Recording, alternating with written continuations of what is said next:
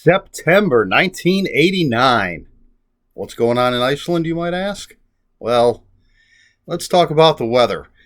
So I've been in Iceland now at this point, 1989, for a couple of months. And I mentioned earlier that the weather, I found it nicer than winters in Ohio. It was cool in the summer, 50s, maybe would hit the 60s. I don't even remember if it got as high as the 60s. And then it would just gradually cool down in the winter. It was pretty cold in the winter. Warm back up a little bit, back to the 50s for the summer. But it was relatively consistent as opposed to Ohio, where in the middle of January, we'll have a day that it's 70 and the next day it's 32. And of course, snow and rain. But one of the big things was the wind. When I first got there, I was warned about the wind. They would blow dumpsters down the street. If some people took their cars up there with them and were warned to really hold on to their car doors when they were getting in or out because the wind would break them, essentially. I literally saw somebody walking down the street. They were leaning at a very, very harsh angle, how would you say it? And they hit the corner of a building and the wind was cut off and they just fell. But the thing I remember the most is I was at a friend's softball game, and I don't know if this happens a lot, but it was pretty windy. The umpire was Icelandic, and I think that's why the game wasn't called. There was some rain as well. Not heavy rain, but some rain. But the umpire never called the game, and I saw somebody hit the ball, and it flew out over second base, but hit the ground right in front of home plate. The wind just blew it back. And it was in fair territory, so the play just kept going. So that's one of my vivid memories from Iceland. The weather wasn't bad weather. Probably would have bundled up more for an Ohio winter than I did down there. I mean, I'd throw my parka on the especially cold days, but, it wasn't bad. So I don't think that's what you're here for, though. I think you're here for books. So let's get started. What did I read in September of 1989? Well, I started the month off pretty strong, I think, with The Shining by Stephen King. It's the first time, but not the last time, that I read The Shining. Do I need to talk about what this is? Jack Torrance and his family go to the Overlook Hotel to be winter caretakers, and shenanigans ensue. Obviously, there's much more to it than that, but I think pretty much everybody, at least anybody watching this video, is going to know what The Shining's about. Whether or not they've read the book, there's the Jack Nicholson movie, there's the Steven Weber, Rebecca De Mornay miniseries made for TV, which I actually like, because it's closer to the book. But The Shining, it's a good start. Next up, book number 2, Famous Tales of Sherlock Holmes by Sir Arthur Conan Doyle. I tried to look this up just so I could get an idea of which stories were in here, because obviously I don't remember specific stories back in 1989, but I couldn't find it on Amazon, this specific title. Actually, there was one listing, but it was one of those, this book's not available, had no information about it, so it did me no good. But it's Sherlock Holmes. Most Sherlock Holmes stories were short stories. I think there's only two novel length. I'm talking about the original stuff, the Arthur Conan Doyle stuff. 2 novel length. Not 100% sure. I know The Hound of the Baskervilles. And then I'm not sure, because I think A Study in Scarlet might be considered a novella, and I forget what the other one is off the top of my head. But anyway, this is a bunch of Sherlock Holmes short stories. I'm a huge fan of old Sherlock. I have tons. I have a whole stack over there. You can't see them, but there's a whole stack over there of new Sherlock Holmes stories by different authors. I actually have a Post-it. I've read they're not interconnected. Some of them, I think, maybe if the same author wrote 2 or 3, those 2 or 3 might interconnect. But overall, that whole series is not interconnected. But I've been reading them in publication order, and I have a post-it pointing to the next book to read because I forget where I'm at, and I have to keep looking in my list of books that I've read to see which one the last one was. But anyway, Sherlock Holmes over there. I've got some Sherlock Holmes over there. Those are all by James Lovegrove. Some of those are by James Lovegrove. But he's got 3 that I have so far with Sherlock Holmes versus the Cthulhu Mythos. And then he's got a couple just sort of general. One's a Christmas one. I don't know if the other one's a Christmas one because I haven't read it yet. I've got some Warlock Holmes over there. I'm getting way off track. The second book I read in September of 1989 was Famous Tales of Sherlock Holmes by Sir Arthur Conan Doyle. All right, let's move on. I had to turn the page. Excuse me. Book number 3, Shakedown by Gerald Petovich, or however you say his name, the ex-Secret Service agent. So this book has FBI agent John Novak. I'm looking at my notes, you can tell. And he's investigating an ex-cop named Eddie Sands, who has become a shakedown artist and has some connection to a mafia guy. And John Novak wants to know what's going on. That's it. I like Gerald Petovich. He's a good writer. Writes some good stuff. All right, next up. Got to double check. The Deep Blue Goodbye by John D. MacDonald. I believe this is the first Travis McGee. Travis McGee is kind of a beach bum. I think he's a self-described beach bum. He just works when he needs money. And I had to look this up. He says basically he'll find whatever's been taken from someone as long as he can have half of it. That's how he makes his money. But in this book, he's after a guy named Junior Allen who basically is a woman abuser. Serial woman abuser. Horrible, horrible woman abuser.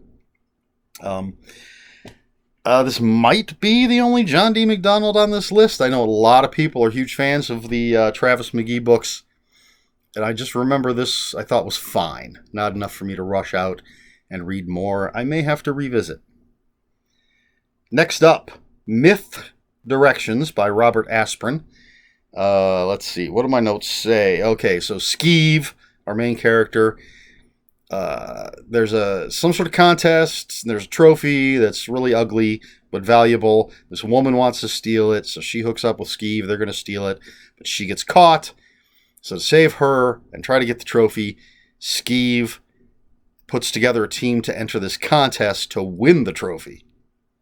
I guess. I don't know. It's comedy fantasy. And I followed that up with Hit or Myth by Robert Asprin. And in this one, Skeeve, his mentor, the demon Oz, Aahz, has gone back to his own dimension for a family thing. Skeeve is the royal magician, and the king convinces Skeeve to cast an illusion on himself so he looks like the king, so the king can take a little vacation.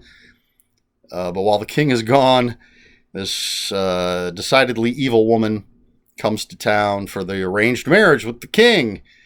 And Skeeve is like, oh crap, I think the king just took off and left me here. And then some bad guys show up, and there's just all sorts of shenanigans as Skeeve tries to get out of all these situations. Again, more comedy fantasy. Next up, Strangers by Dean R. Koontz. This one, if I remember correctly, you got a bunch of completely different people all across the country who are having sort of the same nightmare, and they eventually all get together at a hotel in the middle of the desert to figure out what's going on, why they're being terrorized, and should I spoil it? I mean, I read this in 1989. People might read it. Skip the next 15 seconds if you don't want it spoiled. Starting now, I believe it's alien abduction. Okay, you're safe. You can turn the sound back on or whatever. I enjoyed it. This is back when I was enjoying the stuff that Dean Koontz wrote. Next, we have Kathy Sue Loudermilk, I Love You, by Louis Grizzard, however you say his name, and it's just more comedy essays. Something to read while I was in Iceland. Next, The Burglar in the Closet by Lawrence Block. This is another Bernie Rodenbar, book. Bernie's a thief. He owns a bookstore, but supplements his income with thievery. And he's at the dentist. His dentist is complaining about his soon-to-be ex-wife and mentions that she has all these diamonds laying around her house or apartment or wherever she lives. So Bernie breaks in to steal the diamonds. While he's there, the woman comes home, so Bernie hides, and someone comes in and kills her. And Bernie has to figure out, keep himself from being charged with murder, figure out who actually did it. Oh, and the person stole the diamonds, too. Whoever murdered her took the diamonds as well. But anyway, good, lighthearted Lawrence Block. These were fun books. Next up, we have Little Saigon by T. Jefferson Parker. I believe this is the only T. Jefferson Parker book I've ever read. So the main character is Chuck Fry. He's a down-on-his-luck surfer. His sister-in-law, who's a Vietnamese woman, is kidnapped. He gets caught up in trying to find out what happened to her, and there's like crazy politics, and people are trying to overthrow the Vietnamese government. Something. I don't know. It was unmemorable. I'd look up what it was about, and as I said, I think this is the only T. Jefferson Parker I ever read. Okay, I've lost count of how many books we're at, so the next book is Mission Earth, Volume 5, Fortune of Fear. By L. Ron Hubbard. Gotta mention these things. So our hero, the alien invader, Jetero Heller, he needs money, because that's what makes the world go round on Earth. So he goes to Atlantic City. He's got some system that can't be beat. He can win any bet he makes. But then some evil woman, that's the second time I've had to say this, seems to be a theme in books I was reading in 1989. I don't know, this evil woman who's his ex-lover shows up and throws a spanner in the works. More science fiction-y, weird, funny, L. Ron Hubbard goodness? I don't know. I think I enjoyed these books well enough. All right, the penultimate book in September of 1989, Headhunter by Michael Slade. This is actually the first Special X book, because sometimes I read things out of order. Last month I read Ghoul, which was the second one. So this is Detective Robert DeClercq. I assume that's how you say his name. There's, surprise, a serial killer cutting people's heads off. I think this is the one that delves into the history of the indigenous peoples in Canada. I mean, that could be Ghoul. It's obviously been a while since I've read either one of these. I think this one has the flashbacks, though, and it's good stuff. I really need to go back and reread the Michael Slade and read the rest of the Special X books. And then finally, the last book I read in September 1989, Jane Eyre by Charlotte Bronte, a classic of romantic literature, and the book that I have called, since September of 1989, the most boring book I have ever read. I got yelled at by Meg Hoftel. Hopefully I said her name correctly. When I interviewed her and her partner, they write the Science of Women in Horror, Science of Stephen King. They got more books coming out. Can't wait. Anyway, she loves Jane Eyre. Told me I should give it another chance, but I really don't see that happening. I just remember this book boring the hell out of me. So, yeah, surprised I kept reading it all after this book. But I did, because I can see. I read stuff in October of 1989. But anyway, that's how I closed out September of 1989 with Jane Eyre by Charlotte Bronte.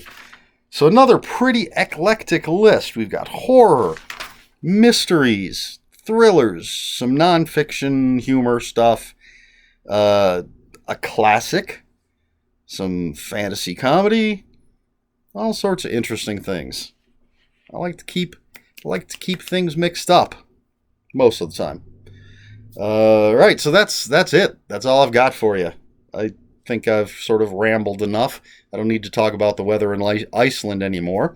So if you have any comments, questions, or corrections, please put them in the comments below. Comments are open for spoilers. Just post a spoiler warning. We try to be polite here on my channel. Please like, share, and subscribe. And if you'd care to follow me on other social media, my Twitter is @Ronin5757. My Instagram, where I post pictures of books, comics, board games, and fuzzy animals, is Eric Smith 5757. That's ERIKSMITH 5757. That's all I've got. So until next time, read more books.